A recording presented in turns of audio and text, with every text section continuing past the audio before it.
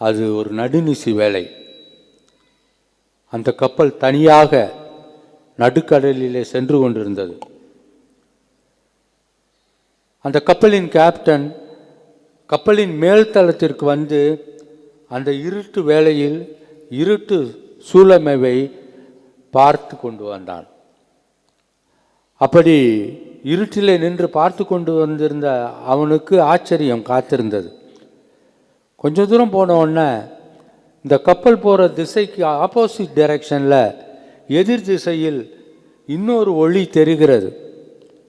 அந்த வெளிச்சத்தை பார்த்தவுடன் அந்த கேப்டன் பதறி விடுகிறான். ஆகவே தன்னுடைய அலுவலகத்திற்கு கீழே ஓடி அங்கே ஸ்கிரிப்டட் மெசேஜ் தந்தி அடிக்கிறான்.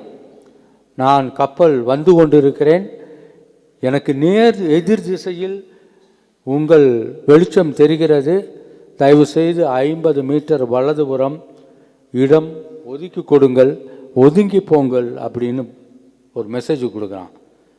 அங்கேருந்து திரும்ப மெசேஜ் வருது, என்னாலாம் 50 மீட்டர்லாம் ஒதுங்கி போக முடியாது, உனக்கு வேணும்னா நீ ஒதுங்கி போ அப்படின்னு. அதை கேட்டவுடன் அந்த கேப்டனுக்கு ரொம்ப கோபம். ஏன்னா அது ஒரு வார்ஷிப், அது ஒரு போர்க்கப்பல். உடனே அந்த கேப்டன் கோபத்தில் மறுபடியும் அந்த கிரிப்டட் மெசேஜ் அனுப்புனான். நான் ஒரு போர்க்கப்பல், வார்ஷிப், என்னிடம் பீரங்கிகள் இருக்கின்றன, நீங்கள் இன்னும் சற்று நேரத்தில் 50 மீட்டர் எனக்கு இடைவெளி கொடுக்கவில்லை என்று சொன்னால், என்னுடைய வழியிலிருந்து நீங்கள் விலகவில்லை என்று சொன்னால் உங்கள் கப்பலை நான் குண்டு வைத்து தகர்த்து விடுவேன் அப்படின்னு கொடுத்தான். அங்கேருந்து உடனே பதில் வந்தது, நீங்கள் குண்டு வச்சு தான் தகருங்க, என்ன வேணாலும் பண்ணுங்க, நாங்கள் விலகி போக முடியாது, ஏன்னா நாங்கள் கலங்கரை விளக்கம் அப்படின்னாங்களாம். நம்மால் இந்நேரம் வரையும் கலங்கரை விளக்கத்தோடு பேசிக்கொண்டிருந்தார். கலங்கரை விளக்கம் ஒரு கட்டிடம்.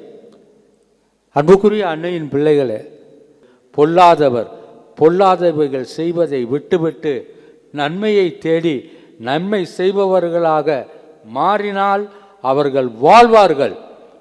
நல்லவர்கள் நல்லது செய்வதை விட்டுவிட்டு பொல்லாதவர்களை போன்று பொல்லாது செய்தார்கள் என்று சொன்னால் சாவார்கள்.